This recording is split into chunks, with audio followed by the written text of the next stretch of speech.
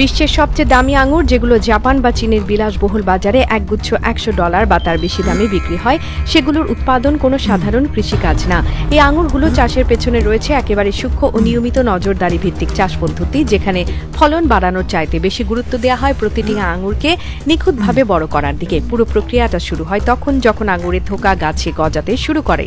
তখন কৃষক এক ধরনের ছোট সরঞ্জাম দিয়ে এক এক করে প্রতিটি থোকার মধ্যে যেসব আঙুর ছোট আকারে বাঁকা বা কম রঙের সেগুলো তুলে ফেলে। এইভাবে থোকার মধ্য থেকে শুধু নিখুঁত আকারের আঙুরগুলো রেখে দেওয়া হয়, যাতে গাছ তার সব শক্তি শুধু ওই ফলগুলোর পেছনেই ব্যয় করে। এই গাছটা কিন্তু একবার করে শেষ করা হয় না। যখন ফল একটু বড় হয় তখন আবার এক ধরনের কাঁচি দিয়ে প্রতিটি আঙুরের মধ্যবর্তী দূরত্ব বাড়ানো হয়। যেসব আঙুর অন্যটার গায়ে গায়ে লেগে থাকে সেগুলোকে একটু দূরে সরিয়ে দেওয়া হয়, যাতে প্রতিটা আঙুরে বাতাস ও আলো ঠিকভাবে লাগে এবং ফাঙ্গাস বা পচা ধরা না পড়ে। এরপর যত এগিয়ে যায় ফলনের সময় তত বাড়ে এই পরিচর্যার ঘনত্ব।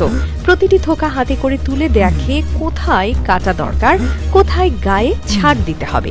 সবচেয়ে বড় বিষয় হলো এই আঙুর গাছের কোনো একটি থোকা নির্দিষ্ট আকৃতি পেলে সেটাকে একটা আলাদা ব্যাগে প্যাক করে ফেলা হয়। এই ব্যাগটি শুধু পোকামাকড় থেকে রক্ষা করার জন্য না, বরং সূর্যের অতিরিক্ত আলো থেকে রক্ষা করে ফলের রং যাতে নির্দিষ্ট মাত্রায় থাকে।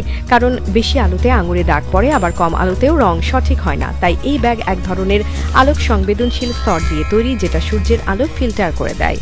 এই আঙুরগুলোর স্বাদও অন্যরকম হয়, কারণ উৎপাদনের সময় গাছে অতিরিক্ত সার বা কেমিক্যাল ব্যবহার করা হয় না। প্রতিটি গাছে আলাদা করে পানি দেওয়া হয় ড্রিপ সিস্টেমের মাধ্যমে, যাতে মাটি ভেজা থাকে কিন্তু পানি জমে না। জমে গেলে গাছের শিকড় পচে যায়। পুরো ফার্মে এই কাজটা রোবট বা বড় যন্ত্র দিয়ে করা হয় না। প্রতিটি ধাপে কাজ করেন প্রশিক্ষিত শ্রমিক, যারা দিনের পর দিন শুধু একটা থোকা আঙুরের চারপাশে সময় দিয়ে কাটায়। সবশেষে যখন আঙুরের রং, গঠন এবং আকৃতি একদম নির্ধারিত মাত্রায় পৌঁছায় তখন সেটাকে তোলার অনুমতি দেওয়া হয়। তারপর সেটাকে খুব নরম কাগজে মোড়ানো হয়, ঠান্ডা পরিবেশে পাঠানো হয় বাজারে।